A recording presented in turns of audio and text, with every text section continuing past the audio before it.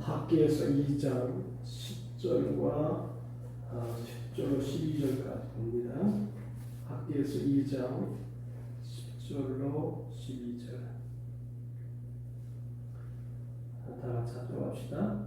다리오 왕 제2년 9째 달 24일에 여호와의 말씀이 선지자 학기에게 임하니라. 이르시되 만군의 여호와가 말하노니 너는 제사장에게 율법에 대하여 물어 이르기를 사람이 옷자락에 거룩한 고기를 쌓는데 그 옷자락이 만일 떡에나 국에나 포도주에나 기름에나 다른 음식물에 닿았으면 그것이 성물이 되겠느냐 하라. 학계가 물으매 제사장들이 대답하여 이르되 아니니라 하는지라.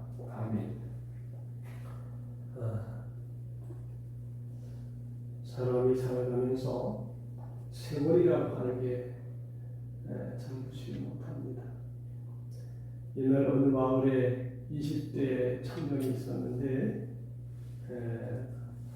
젊은 나이에 심장마비에 걸려서 갑작스러운 죽음을 당하게 되었다 그럽니다. 하나님의 심판대 앞에 섰는데 그가 좀 억울한 생각이 들어서 원망스러운 목소리로 하나님께 이렇게 말했답니다. 하나님, 정말 너무하십니다. 세상에 많고 많은 사람들 가운데 하필이면 저처럼 꿈이 많고 성실하게 살아가는 젊은이를 이와 같이 급하게 부르셨습니까? 게다가 하나님께서 아무런 예고도 없이 갑자기 부르시면서 제가 어떻게 준비하고 올 수가 있단 말입니까? 그랬습니다. 하나님께서 그래, 그러면 내가 한번 너에게 기회를 더 주겠다. 그래가지고 살아서 세상에 왔습니다. 하나님 정말 감사합니다. 다음에 저를 부르실 때에는 제가 두말하지 않고 즉시 달려오겠습니다. 다만 저를 부르기 전에 미리 준비할 수 있도록 예고해 주시기 바랍니다. 제가 잘 준비하고 달려오겠습니다. 그랬답니다. 청년이 다시 살았습니다. 열심히 성실하게 살고 성공도 하고 돈도 많이 벌고 결혼을 해서 아름다운 가정도 이루었고 그런 가운데 세월이 흘러서 이제 할아버지가 되었고 손주가 10명 두게 되었답니다. 어느 날 밤 그는 잠을 자는 가운데 다시 심장마비로 숨을 거두게 되었습니다. 그가 또다시 하나님의 심판대 앞에 섰습니다. 그가 이해가 되지 않는다는 듯이 하나님께 말합니다. 하나님, 제가 지난번에 분명히 저를 부르시기 전에는 미리 예고해 달라고 말씀을 드리지 않았습니까? 그런데도 또다시 예고 없이 부르시면 제가 어떻게 준비를 하겠습니까? 그랬어요. 하나님께서 이렇게 말씀했습니다. 아니다.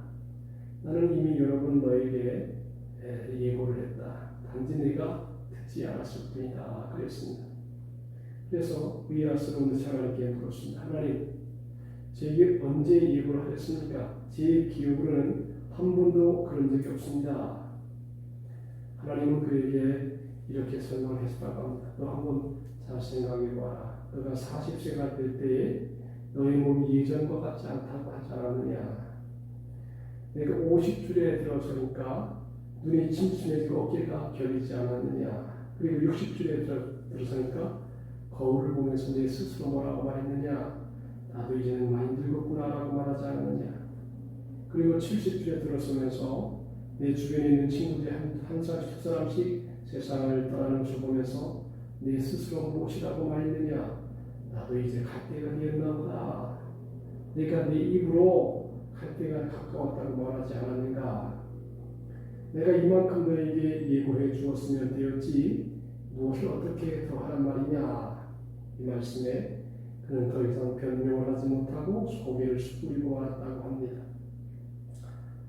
마태복음 16장 3절에 너희가 천기는 분별할 줄 알면서 시대의 표적은 분별할 수 없느냐 그랬습니다. 여러분들, 우리는 계절의 변화를 받습니다. 뜨거운 여름이 지나고 가을이 오고 또 겨울이 오고 또 봄이 옵니다. 이 날아가는 세월을 보면서 끊임없이 하나님께서 우리에게 말씀하신다라고 하는 것을 잊지 말아야 된다는 것입니다. 우리가 세상에 정신이 팔려서 하나님의 음성을 듣는 일을 게을리 했다면 이제 우리가 정신을 차리고 하나님의 음성을 듣는 일에 귀를 기울여야 할 때다, 그렇게 보는 것입니다. 오늘 본문 10절에 보니까 다리오 왕 2년 9월 24일에 여호와의 말씀이 선지자 학개에게 임하니라 그랬습니다. 이스라엘 백성들이 하나님의 말씀을 순종해서 성전 건축의 역사를 시작했던 날이 이 2년 다리오 왕 2년 9월 24일입니다. 그러니까 지금은 이스라엘 백성들이 하나님의 성전 건축의 역사를 시작한 날로부터 3개월째 되는 날인데 2장 18절에 보면 이스라엘 백성들은 여호와의 전지대를 쌓았습니다. 특별한 날 하나님은 삭개 선지자를 통해서 이스라엘 백성에게 다시 말씀해 주십니다. 11절에 보니까 만군의 여호와가 말하노니 너는 제사장에게 율법에 대하여 물어 이르기를 했습니다. 제사장은 율법에 정통한 사람입니다. 율법의 전문가들입니다. 그러면서 학개 선지자를 통해서 제사장한테 두 가지 질문을 합니다. 하나는 거룩에 대한 질문입니다. 그리고 두 번째는 부정에 대한 질문입니다. 그래서 오늘은 이 거룩에 대한 질문을 한번 살펴보도록 하겠습니다. 하나님은 학개 선지자를 통해서 거룩이라고 하는 말에 대해서 물어봤습니다. 12절에 보니까 사람이 옷자락에 거룩한 고기를 쌓는데 그 옷자락이 만일 떡에나 국에나 포도주에나 기름에나 다른 식물에 닿았으면 그것이 성물이 되겠느냐 하라. 학개가 물으니까 제사장 대답한 말하기를 가로되 아니니라 그랬습니다. 구약시대 이스라엘 백성은 하나님께 여러 종류의 제사를 드렸습니다. 그 가운데서 번제의 경우는 하나님께 드리는 고기를 전부 불살라 드리도록 되어 있습니다. 그러나 화목제의 경우는 드린 고기의 일부를 하나님께 제사를 드리는 것은 백성이나 또는 제사의 업무에 종사하는 제사장들이 함께 나누어 먹을 수가 있었습니다. 그 고기는 지극히 거룩합니다. 하나님께 바친 고기였기 때문입니다. 그 고기는 반드시 성전 안에서만 먹도록 되어 있었습니다. 그러나 오늘 본문이 기록된 당시에는 성전이 황무한 상태였습니다. 그래서 어쩔 수 없이 거룩한 고기를 자기들의 옷자락에 싸서 집에 가지고 가서 먹을 수밖에 없었습니다. 레위기 6장 27절에 의하면 거룩한 고기에 접촉된 것은 무엇이든지 거룩하도록 되어 있습니다. 따라서 고기를 싼 옷자락은 당연히 거룩합니다.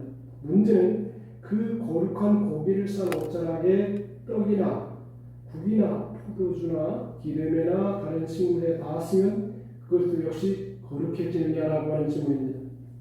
율법에 정통한 제사장들은 아니니라, 거룩해지지 않는다 그랬습니다. 거룩함이라고 하는 것은 단순히 접촉으로 되지 않는다는 것입니다. 거룩한 것은 쉽게 전염되지 않습니다. 여러분, 전염병은 노출이 되면 금방 전염이 되어버립니다. 그런데 거룩이라고 하는 것은 그냥 있다고 그냥 전염이 되어서 그 사람도 거룩해지는 게 아니라고 하는 것입니다. 성전에서 드리는 제사도 거룩합니다. 그렇다고 해서 성전에 와서 제사를 드린다고 완전히 거룩해지는 것은 아니라고 하는 것입니다. 중요한 것은 뭐냐, 우리의 외모를 보시지 아니하고 우리의 마음 중심을 보시기 때문에 하나님께서 기뻐 받으시는 것은 제사가 아니라 하나님의 말씀에 대해서 순종했느냐 안 했느냐에 대한 것입니다. 하나님이 원하시는 것은 우리가 하나님의 말씀에 즐겨 청정하고 그 말씀에 순종해서 살아가는 것입니다. 하나님은 아브라함에게 말씀했습니다. 아브라함아, 내 독자 이삭을 나에게 번제로 바쳐라. 하나님은 말씀대로 아브라함에게 말하니까 아브라함은 그 말씀에 순종했습니다. 그리고 하나님께서 아브라함에게 여호와 이레의 복을 주셨습니다. 하나님은 모세를 향하여 말씀합니다. 모세야, 너는 지팡이 들고 내 손을 바다 위로 내밀어라. 하나님의 말씀에 순종하니까 홍해가 갈라졌습니다. 그 결과 모세 이스라엘 백성들을 이끌고서 홍해를 마른 땅과 같이 건널 수가 있었습니다. 예수님이 베드로에게 말씀합니다. 베드로야, 깊은 데로 가서 그물을 내려라. 베드로는 말씀을 순종해서 그 결과 수많은 고기를 잡을 수가 있었습니다. 하나님께서 우리에게 원하시는 것은 말씀에 대한 순종입니다. 단순히 형식적인 제사가 우리를 거룩하게 만드는 것이 아니고 하나님의 말씀을 순종할 때에 우리가 비로소 거룩해지는 것입니다.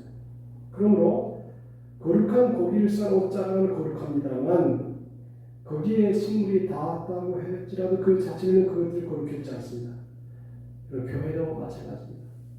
교회도 거룩하지만 우리가 하나님께 예배드리는 것도 거룩합니다. 그렇다고 해서 앉아있다고만 해서 거룩해지는 것은 아니라고 하는 것입니다. 하나님의 말씀을 들었으면 그 말씀을 실천에 옮길 때에 거룩함이 있다라고 하는 것입니다. 그러니까 바꾸고 말하면 삶의 열매가 맺혀져 있다는 것입니다. 그냥 말씀을 듣는다고 해서 거룩해지는 게 아니라고 하는 것입니다. 하나님의 말씀을 들었으면 그 말씀을 듣고 실천에 옮길 때에 거룩해지는 것이다. 네? 씨를 뿌렸는데 열매를 맺지 아니하는 나무가 어떻게 거룩해질 수가 있겠냐? 열매를 맺지 못하는 나무는 거룩해진 것이 아닌 것입니다. 우리의 삶도 마찬가지로 하나님의 말씀을 들었으면 그 말씀을 듣고 실천에 옮길 때에 거룩해지는 것이다.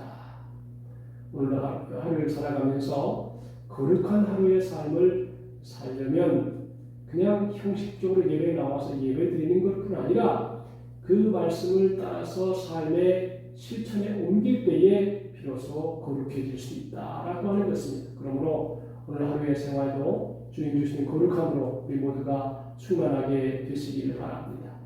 듣는 것이 중요한 게 아니라 들은 것을 실행에 옮겨서 주의 뜻대로 행하는 것. 베드로나 모세나 아브라함이나 다 순종했어요. 아브라함은 말씀을 순종해서 그 아들을 번제로 드리려고 할 때 하나님께서 그 사람을 믿음의 사람으로 인정을 했고, 모세도 하나님의 말씀을 순종해서 지팡이를 들고 손을 바다 위로 내어 밀 때에 기적이 일어났습니다. 베드로도 깊은 곳에 가서 그물을 내릴 때에 고기가 잡혔습니다. 오늘 우리도 신앙생활하면서 하나님의 말씀을 그대로 행할 때에 기적도 일어나고 거룩함도 나타나고 은혜가 충만하게 된다 하는 것입니다. 오늘 하루도 이 하나님의 말씀에 따라 거룩한 삶을 살아가는 우리 모두가 되시기를 주님의 이름으로 축복합니다. 하나님 아버지 감사합니다. 내가 거룩하니 너희도 거룩하라고 말씀하신 주님, 그저 예배만 참석했다고 거룩해지는 것이 아니라 그 예배를 통해서 하나님의 말씀에 순종할 때의 기적도 나타나고 거룩함이 이루어진다는 것을 오늘도 듣는 믿음에서 더 이상 더 앞으로 나아가 실천하는 믿음이 되어서 하나님께 영광을 돌리고 열매 맺는 삶, 거룩한 삶을 살게 하여 주시옵소서. 이제 이전에서 일주일이 남았습니다. 하나님, 우리가 예배에 충실하게 도와주셔서 주의 뜻대로 살아가도록 은혜 베풀어 주시옵소서. 예수의 피를 덮으시고 승리하는 하루가 되게 인도해 주옵소서. 예수님의 이름으로 기도하옵나이다. 아멘.